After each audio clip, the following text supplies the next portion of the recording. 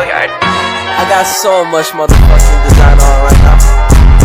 Bring it down, bring it back, make it clap. I got 3 old thoughts, new block, wearing that thing. Bitches on my line, and you know they come straight. Don't stop, what it not, 45, stop it, cash like, whoa. High fucking with these hoes out.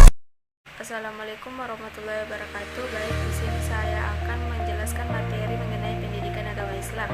Yang pertama yaitu mengapa dan bagaimana PAI diajarkan di perguruan tinggi.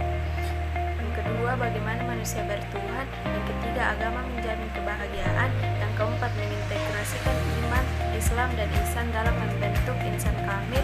Yang kelima, bagaimana membangun paradigma Qur'ani. Dan di sini saya akan menjelaskan materi yang pertama yaitu mengapa dan bagaimana PAI diajarkan di perguruan tinggi. Yang pertama yaitu menelusuri konsep dan cara pembelajaran agama Islam di perguruan tinggi. Jika kita menelusuri sejarah PT di Indonesia, kita dapat meringkas adanya dua pandangan kontradiktif dari para tokoh pendidikan tentang PAI di PT. Pendapat pertama menyatakan PAI perlu diajarkan di perguruan tinggi. Alasannya negara atau dalam hal ini perguruan tinggi wajib menjaga keberagamaan para warganya, termasuk menjaga keberagamaan para mahasiswa yang sedang belajar di perguruan tinggi. Pendapat kedua menyatakan PAI tidak perlu diajarkan di perguruan tinggi. Alasannya agama merupakan urusan pribadi, keluarga, dan institusi keagamaan seperti masjid, pesantren, dan organisasi keagamaan. Negara tidak perlu ikut campur dalam urusan agama. Pandangan tokoh manakah yang Anda setujui? Pandangan yang pertama atau kedua? Secara psikologis, ada manusia yang teis dan ada yang ateis. Secara psikologis pula, manusia suka bertobat, yakni meninggalkan perbuatan keji dan maksiat lalu memilih jalan taat. Kemudian secara sosial budaya, masyarakat Indonesia meminjam istilah Clifford Geertz, terdiri dari masyarakat santri, priai, dan abangan. Orang abangan lebih berorientasi kepada kaum priai dan kaum priai lebih adaptif dengan kaum kolonial. Sekarang marilah kita melihat konsep pendidikan agama Islam dalam perundang-undangan di Indonesia. Islam sering dimaknai dengan damai, adapun pengembangannya diserahkan untuk digali oleh mahasiswa. Oleh karena itu, yang terpenting bagi dosen pendidikan agama Islam adalah memberikan keterampilan kepada mahasiswa tentang cara-cara atau pendekatan yang paling tepat untuk memahami dan mengimplementasikan ajaran agama. Selanjutnya, menanyakan alasan mengapa dan bagaimana pendidikan agama Islam diajarkan di perguruan tinggi. Pro kontra tentang perlu atau tidak perlunya pendidikan agama Islam diajarkan di perguruan tinggi mungkin hingga sekarang masih terjadi. Pertanyaan utama yang perlu diajukan, apa alasan pendidikan agama Islam perlu diajarkan di perguruan tinggi? Dan bagi orang-orang yang tidak setuju pertanyaan yang diajukan, apa alasan pendidikan agama Islam tidak perlu diajarkan di perguruan tinggi? Di antara kedua pendapat ini, pendapat manakah yang benar dan pendapat mana pula yang memperoleh dukungan kuat dari masyarakat dan tokoh-tokoh pendidikan di Indonesia? Pertanyaan-pertanyaan yang bisa Anda ajukan adalah sebagai berikut. Pertanyaan berikutnya tentang substansi, materi, dan pendekatan pembelajaran pendidikan agama Islam di perguruan tinggi. Manakah yang lebih penting, menekankan substansi atau materi agama ataukah menekankan proses pembelajaran? Apakah mahasiswa perlu dibekali materi agama sebanyak-banyaknya ataukah dibekali sedikit materi agama yang inti-inti dan substansial, tetapi dibekali cara yang mudah untuk mempelajarinya? Cara yang paling mudah bagi dosen PAI adalah dibekali materi agama sebanyak-banyaknya. Namun ketika selesai kuliah pendidikan agama Islam, mahasiswa tidak bisa autodidak untuk mendalami ajaran agama, kecuali hanya bagi beberapa mahasiswa yang memang memiliki dasar dan minat yang besar untuk mendalami agama. Oleh karena itu, bagaimanakah caranya agar mahasiswa memiliki keterampilan untuk belajar secara autodidak dan dengan cara yang mudah untuk mendalami pengetahuan mereka tentang agama? Pertanyaan inilah yang harus dijawab. Nah, selanjutnya menggali sumber psikologis, sosial budaya, historis, dan yuridis tentang perlunya pembelajaran pendidikan agama Islam di perguruan tinggi dan model pendekatan atau metode pembelajaran PAI di perguruan tinggi. Yang pertama yaitu menggali sumber psikologis, sosial budaya, historis, dan yuridis tentang perlunya PAI diajarkan di perguruan tinggi. Adapun yang pertama yaitu menggali sumber psikologis tentang perlunya pembelajaran PAI di perguruan tinggi. Secara ringkas, terdapat dua pandangan yang berbeda mengenai PAI di perguruan tinggi. Pendapat pertama menyatakan PAI perlu diajarkan di perguruan tinggi.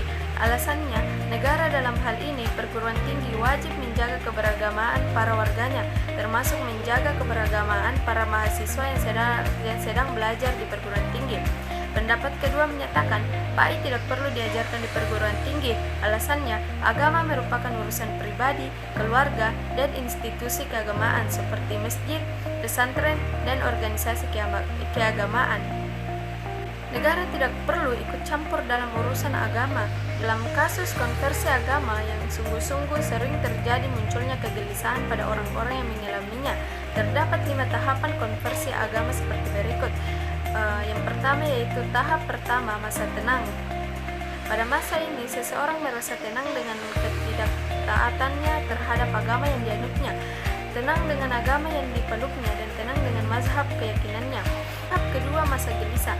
Mungkin karena faktor internal pencarian terhadap kebenaran atau karena dakwah pemuka agama atau termasuk dosen agama dan ajakan orang-orang dekat atau saudara atau kawan atau karena faktor gabungan dari kedua-duanya, seseorang mulai memikirkan keyakinan baru, agama baru atau mazhab baru. Dia mulai mempelajari keyakinan, agama atau mazhab baru itu.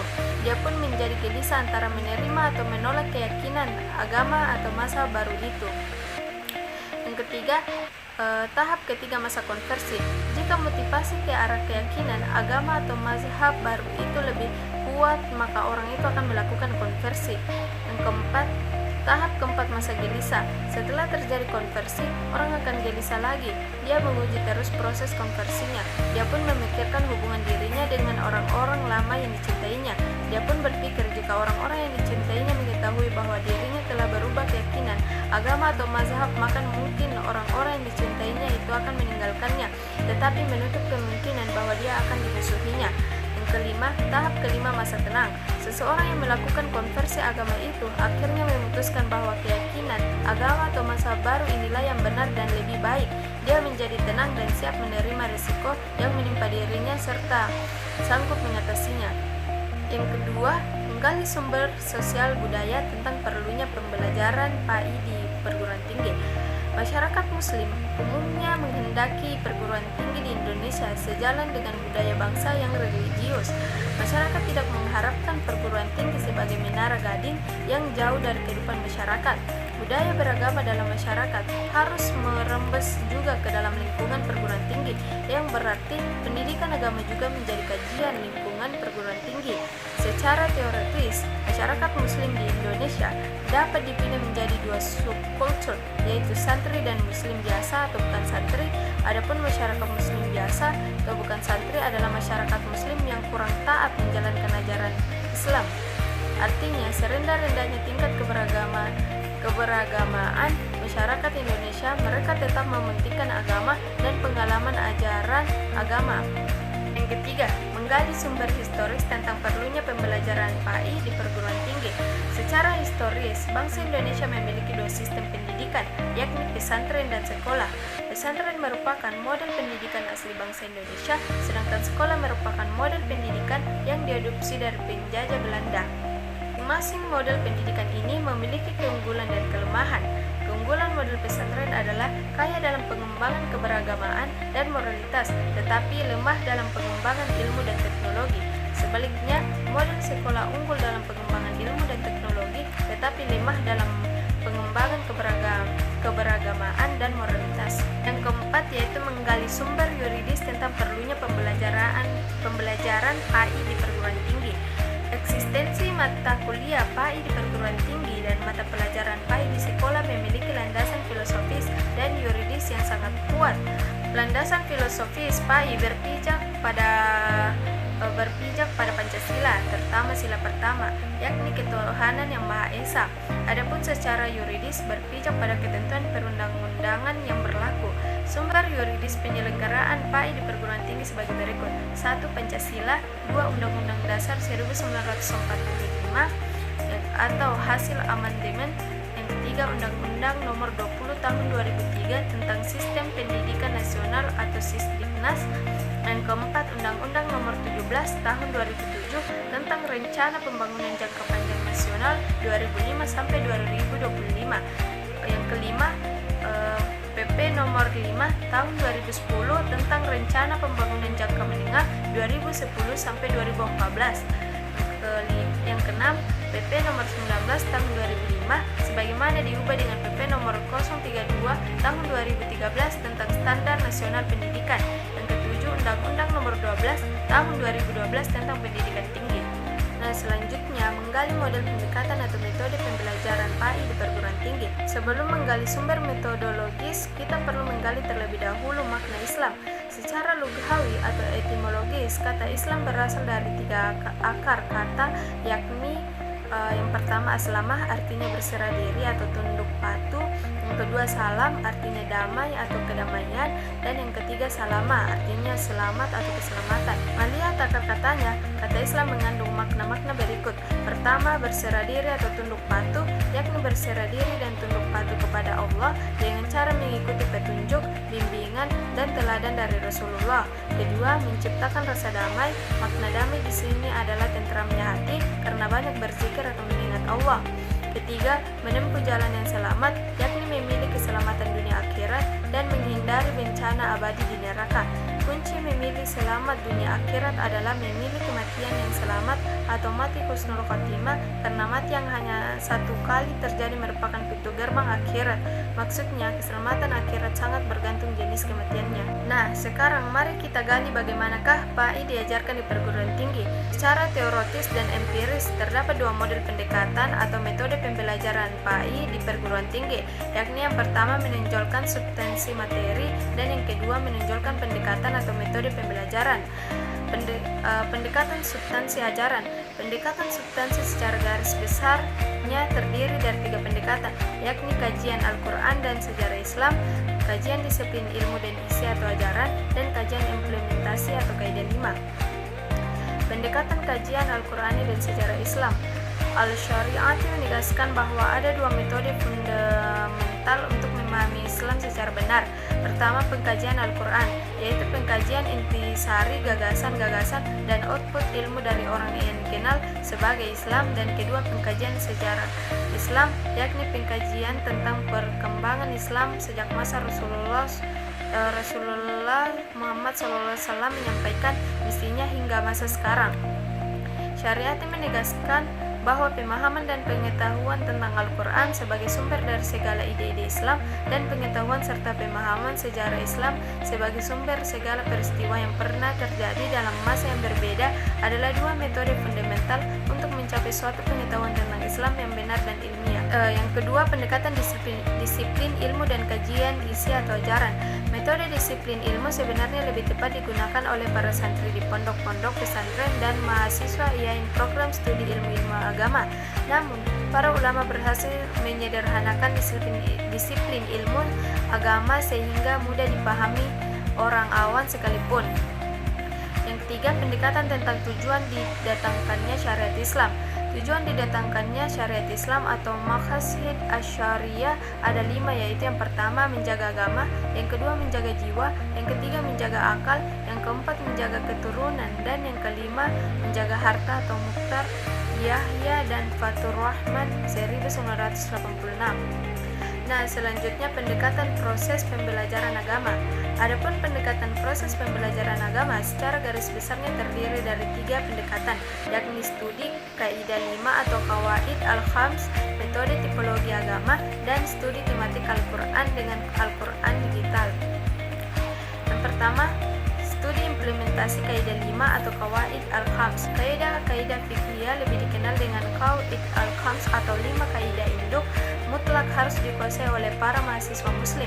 Mukhtar Yahya dan Fatur Rahman 1986 menjelaskan kelima kaidah induk fiqhiyah ini, yakni pertama al-umru bi as-siddiqah atau segala urusan tergantung kepada tujuannya. Yang kedua, al-yakinu la yuzalu bi asy-syaik atau keyakinan tidak dapat dihapus dengan keraguan. Dan yang ketiga, al-masyaqqatu tajibut tais. Selanjutnya, metode tipologi agama. Metode tipologi dikembangkan oleh ahli syariati untuk memahami tipe, profil, watak, dan misi agama Islam. Metode ini memiliki 2 ciri penting, yaitu pertama, mengidentifikasi 5 atau bisa juga 4 atau 6 ciri aspek agama, dan kedua, membandingkan kelima aspek agama tersebut dengan aspek yang sama dalam agama lain. Adapun aspek atau ciri mazhab yang dapat kita kembangkan, misalnya yang pertama tokoh referensi, yang kedua imam pada zaman sekarang, dan yang ketiga yaitu Al-Quran. Menggali model pendekatan atau metode pembelajaran PA inti perguruan tinggi terdapat pada firman Allah dalam Quran Surah An-Nisa ayat 59 yang berbunyi, Ya ayyuhallazina amanu ati'ullaha wa ati'ur rasula wa ulil amri minkum, yang artinya, wahai orang-orang yang beriman, taatilah Allah dan Rasulullah serta ulil amri di antara kamu. Nah, materi yang kedua yaitu bagaimana manusia bertuhan. Manusia adalah makhluk ciptaan Allah Subhanahu wa taala.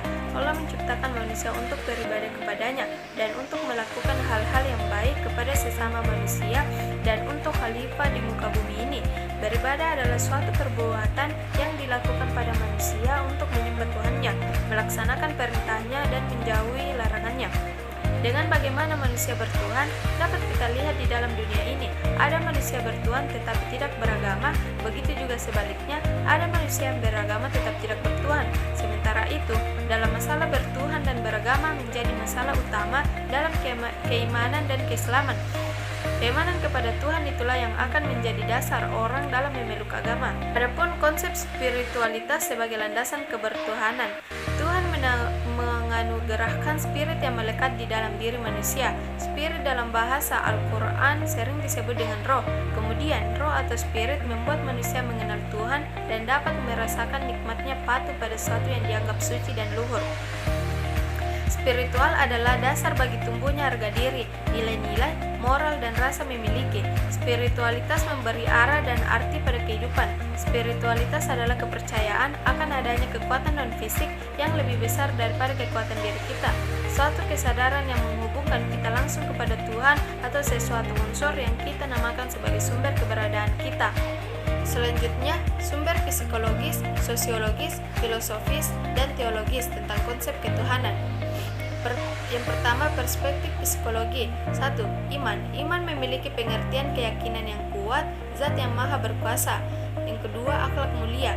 Ibnu Katsir dalam Farid Qasim Anus menjelaskan bahwa akhlak memiliki arti dien, tabiat, dan sifat. Hakikatnya adalah potret batin manusia, yaitu jiwa dan kepribadiannya. Akhlak mulia terbagi menjadi 5, yaitu tawadu, wara, ikhlas, sabar, dan syukur. Tawadu memiliki pengertian sifat rendah hati. Wara yaitu sikap yang selalu waspada terhadap hal-hal yang dapat merendahkan martabat sebagai hamba Allah. Ikhlas merupakan perbuatan atau tingkah laku yang dilakukan oleh seseorang hamba hanya diperuntukkan bagi Allah semata. Sabar merupakan sikap yang tangguh dalam menghadapi problematika hidup. Syukur merupakan sikap yang tangguh dalam menghadapi problematika kehidupan. Yang ketiga, tawakal. Tawakal merupakan sikap hidup yang mampu mengantarkan seseorang pada ketenangan. Tawakal dalam firman Allah Subhanahu wa taala terdapat pada Quran surah At-Talaq ayat 4 yang berbunyi, "Wa man yattaqillaha yaj'alhu min amrihi yusra." Yang artinya, dan barang siapa yang bertawakal kepada Allah, niscaya Allah menjadikan baginya kemudahan dalam urusannya. Selanjutnya, perspektif sosiologis. Sosiologi mempelajari masyarakat umum secara sosiologis. Namun dalam ilmu sosiologi terdapat cabang ilmu yang mempelajari secara khusus masyarakat beragama yang dikenal sebagai ilmu sosiologi agama. Objek dari penelitian sosiologi agama adalah masyarakat beragama yang memiliki kelompok-kelompok keagamaan seperti misalnya kelompok Kristen, Islam, Buddha, dan lain-lain. Selanjutnya, perspektif filosofis. Pemaparan pertama mengenai konsep Tuhan dari filsafat teisme disampaikan oleh Samuel Vincenzo. Secara sederhana, maka yang disebut dengan teisme adalah kepercayaan terhadap Tuhan. Dalam filsafat, diskusi akan Tuhan pada dasarnya sudah berkembang sejak lama. Bahkan permasalahan ketuhanan secara filosofis sudah muncul sejak filsafat itu sendiri ada. Socrates pun dalam pemikirannya sudah mulai mempertanyakan mengenai kesalehan, sehingga teisme sendiri bukanlah suatu hal yang aneh. Sedangkan ateisme diyakini muncul sebagai respon dari gereja, sehingga teisme sendiri bukanlah suatu hal yang aneh. Selanjutnya, perspektif teologis. Dalam perspektif teologi agama dipandang sebagai sesuatu yang dimulai dari atas atau dari Tuhan sendiri melalui wahyunya. Manusia beragama karena Tuhan yang menanamkan kesadaran ini. Tuhan memperkenalkan dirinya kepada manusia melalui berbagai pernyataan, baik yang dikenal sebagai pernyataan umum seperti penciptaan alam semesta, pemeliharaan alam, dan penciptaan semua makhluk, maupun pernyataan khusus seperti yang kita kenal melalui firman-Nya dalam kitab suci, penampakan diri kepada nabi-nabi, bahkan mulai inkarnasi menjadi manusia dalam dogma Kristen. Nah, adapun cara manusia meyakini dan mengimani Tuhan. Membangun argumen dengan cara manusia meyakini dan mengimani Tuhan kepada Allah Subhanahu wa taala merupakan pokok dari seluruh iman yang tergabung dalam rukun iman. Karena iman kepada Allah Subhanahu wa taala merupakan pokok dari keimanan yang lain, maka keimanan kepada Allah Subhanahu wa taala harus tertanam dengan benar kepada diri seorang. Sebab jika iman kepada Allah Subhanahu wa taala tidak tertanam dengan benar, maka ketidakbenaran ini akan berlanjut kepada keimanan yang lain seperti iman kepada malaikat-malaikatnya, kitab-kitabnya, rasul-rasulnya, hari kiamat, serta qada dan kadarnya. Dan pada akhirnya akan merusak ibadah seseorang secara keseluruhan. Di masyarakat tidak jarang kita jumpai cara-cara beribadah seseorang yang tidak sesuai dengan ajaran Islam, padahal orang tersebut mengaku beragama Islam. Adapun dalil yang dikaitkan salah satunya terdapat dalam Quran surah Al-An'am ayat 102 yang berbunyi, Zalikumullahu rabbukum la ilaha illa huwa khaliqu kulli syai'in fa'buduhu wa huwa ala kulli syai'in wakil. Yang artinya, itulah Allah, Tuhan kamu, tidak ada Tuhan selain Dia, pencipta segala sesuatu, maka sembahlah Dia, Dialah pemelihara segala sesuatu. Selanjutnya, esensi dan urgensi visi ilahi untuk membangun dunia yang damai. Agar manusia dapat tetap konsisten dalam kebaikan dan kebenaran Tuhan, maka manusia dituntut untuk membangun relasi yang baik dengan Tuhan. Manusia tidak akan mampu membangun relasi yang harmonis dengan Tuhan apabila hidupnya lebih didominasi oleh kepentingan ragawi dan bandawi. Oleh karena itu, sisi spiritual harus memainkan peran utama dalam kehidupan manusia sehingga ia mampu merasakan kehadiran Tuhan dalam setiap gerak dan sikapnya. Apabila manusia telah mampu mengasah spiritualitasnya sehingga ia dapat merasakan kehadiran Tuhan, maka ia akan dapat melihat segala sesuatu dengan visi Tuhan atau ilahi. Ini yang ketiga, yaitu agama menjamin kebahagiaan. Apa sih kebahagiaan itu? Kebahagiaan dalam Islam lahir dan tumbuh dari nilai-nilai Islam dan tercermin dalam selain berpegang pada kebenaran ilahiyah, mensyukuri nikmat Allah berupa iman, Islam, dan kehidupan. Pada sisi lain, kebahagiaan menjadi tidak lengkap tanpa membahagiakan orang lain.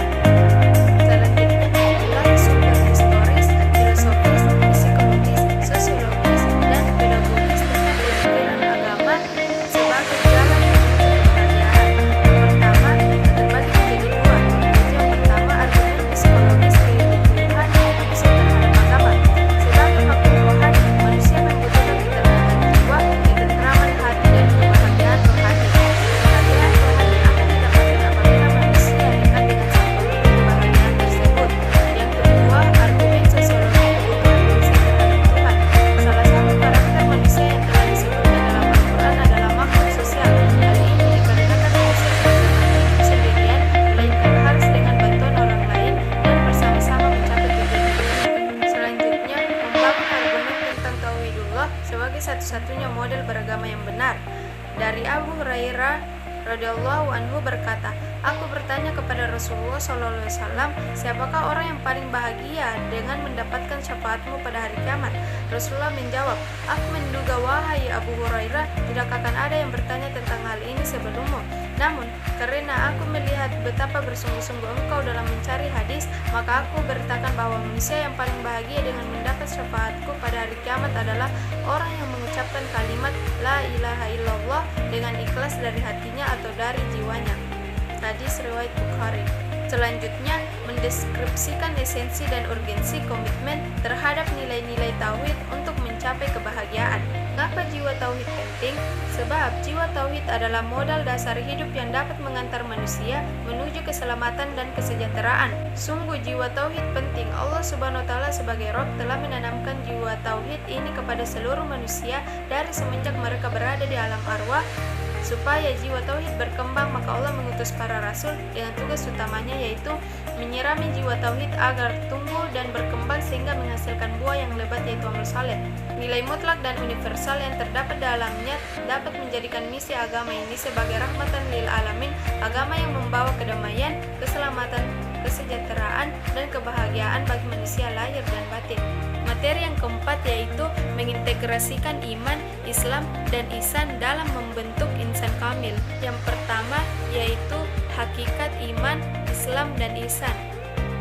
Iman dalam Kamus Besar Bahasa Indonesia KBBI, iman berarti kepercayaan, menghargai agama, keyakinan kepada Allah, Nabi, kitab, ketetapan hati, keteguhan batin, keseimbangan batin. Dalam bahasa Arab, iman berakar dari kata amma yuminu imanu, yang secara etimologis berarti percaya dan yakin. Sebagian ulama berpendapat bahwa iman adalah ketika kita percaya dalam hati atau membenarkan, mengakui dengan lisan dan melakukan dengan perbuatan yang menghasilkan sikap menerima dan tunduk. Percaya dan yakin pada suatu hal disebut dengan arkanul iman atau rukun iman sebagaimana dalam sebuah hadis yang diriwayatkan oleh Imam Muslim. Iman merupakan syariat diterimanya amal soleh, yaitu amal yang dilakukan seorang muslim.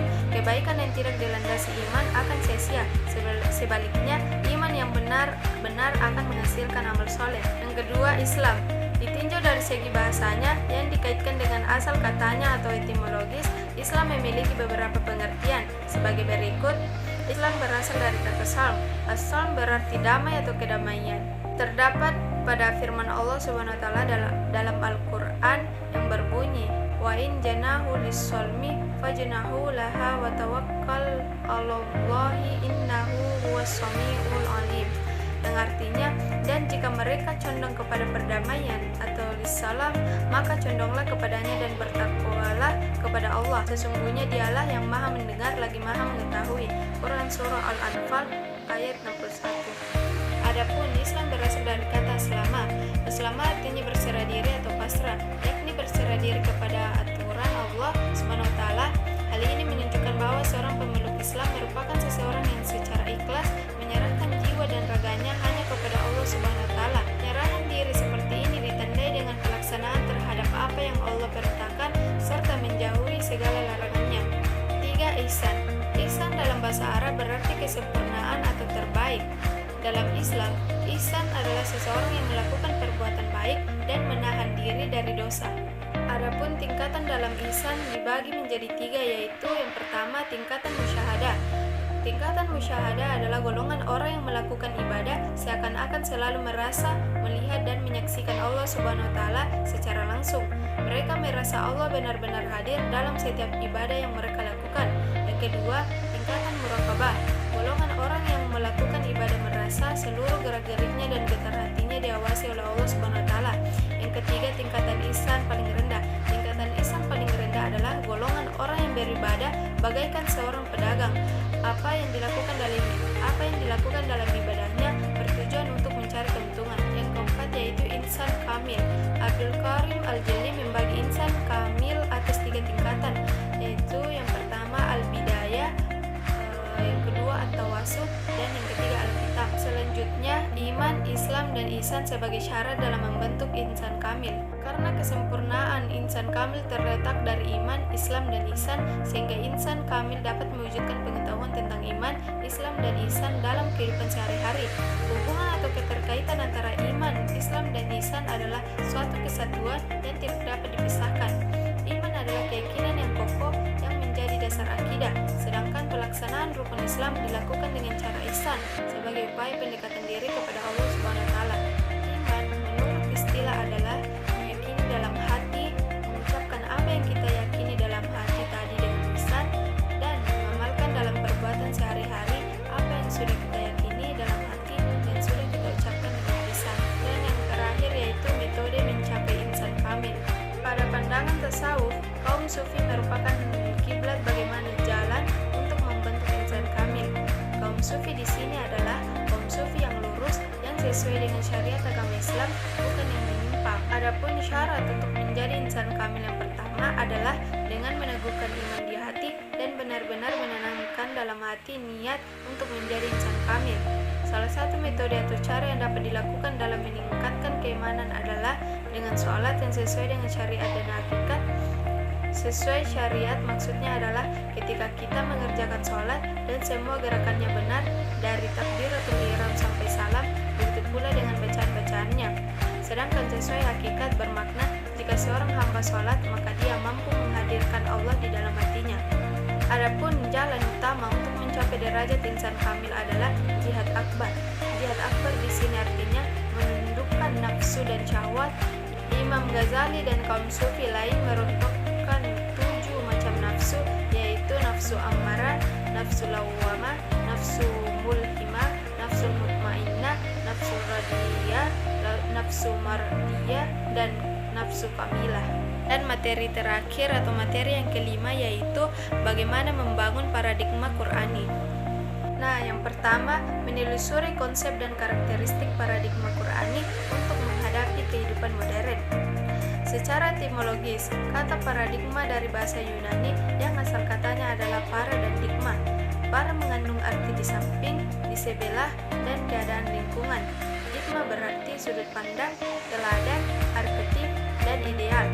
Dapat dikatakan bahwa paradigma adalah cara pandang, cara berpikir tentang suatu realitas. Secara terminologis, paradigma adalah cara berpikir berdasarkan pandangan yang menyeluruh dan konseptual terhadap suatu realitas atau suatu permasalahan dengan menggunakan teori-teori ilmiah yang sudah baku, eksperimen, dan metode keilmuan yang bisa dipercaya. Yang kedua, menanyakan alasan mengapa paradigma Qur'ani sangat penting bagi kehidupan modern. Yusuf Al-Qaradawi menjelaskan bahwa tujuan diturunkan Al-Quran paling tidak ada 7 macam, yaitu 1. Meluruskan akidah manusia, 2. Meneguhkan kemuliaan manusia dan hak-hak asasi manusia, 3. Menggarahkan manusia untuk beribadah secara baik dan benar kepada Allah, 4. Mengajak manusia untuk menyucikan rohani, 5. Membangun rumah tangga yang sakinah dan menempatkan posisi terhormat bagi perempuan, 6. Membangun umat menjadi saksi atas kemanusiaan, dan yang terakhir yaitu mengajak manusia agar saling menolong. Selanjutnya yaitu menggali sumber historis, filosofis, psikologis, sosiologis, dan pedagogis tentang paradigma Qur'ani untuk kehidupan modern. Untuk menggali sumber historis, filosofis, psikologis, sosiologis, dan pedagogis tentang paradigma Qur'ani yang membawa kemajuan dan kemodernan pada zaman silam, Anda dapat mempelajari cara-cara untuk mencapai kemajuan pada zaman keemasan Islam dan mempelajari peran Al-Quran dalam mewujudkan kemajuan itu. Dalam sejarah peradaban Islam, ada suatu masa yang disebut masa keemasan Islam.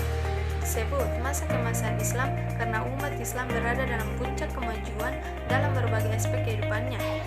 Ideologi, politik, sosial, budaya, ekonomi, ilmu pengetahuan dan teknologi, pertahanan dan keamanan. Adapun membangun argumen tentang paradigma Qur'ani sebagai satu-satunya model untuk menghadapi kehidupan modern. Mengapa umat Islam untuk dapat maju tidak perlu mengambil jalan sekularisasi? Jawabannya tentu saja pertama, karena ajaran Islam yang sumbernya Al-Quran dan hadis bersifat syumul, artinya mencakup segala aspek kehidupan. Kedua, ajaran Islam bersifat rasional, artinya sejalan dengan nalar manusia sehingga tidak bertentangan dengan iptek. Ketiga, ajaran Islam berkarakter tadarruj, artinya terhadap dalam wujud dan implementasinya. Keempat, ajaran Islam bersifat taklilat atau takalif, artinya tidak banyak beban karena beragama itu memang mudah. Dalam arti untuk melaksanakannya berada dalam batas-batas kemanusiaan, bukan malah sebaliknya, tidak ada yang di luar kemampuan manusia untuk melaksanakannya. Selanjutnya, mendeskripsikan esensi dan urgensi paradigma Qurani dalam menghadapi kehidupan modern. Ciri utama kehidupan modern adalah adanya pembangunan yang berhasil dan membawa kemajuan, kemakmuran, dan pemerataan. Pembangunan yang berkesinambungan yang berimplikasi terhadap perubahan pola hidup masyarakat ke arah kemajuan dan kesejahteraan itu merupakan bagian dari indikator kehidupan modern. Dan yang terakhir yaitu rangkuman tentang kontribusi paradigma Qurani dalam menyelesaikan problem kehidupan modern. Paradigma Qurani telah berkontribusi dalam mewujudkan kemajuan dan kemodernan pada zaman keemasan Islam yang ditandai dengan kemajuan pesat perkembangan iptek di dunia Islam yang berimplikasi terhadap kemajuan di bidang lainnya, ideologi, politik, ekonomi, budaya, militer, pendidikan, perdamaian, keamanan, kesejahteraan, dan lain-lainnya.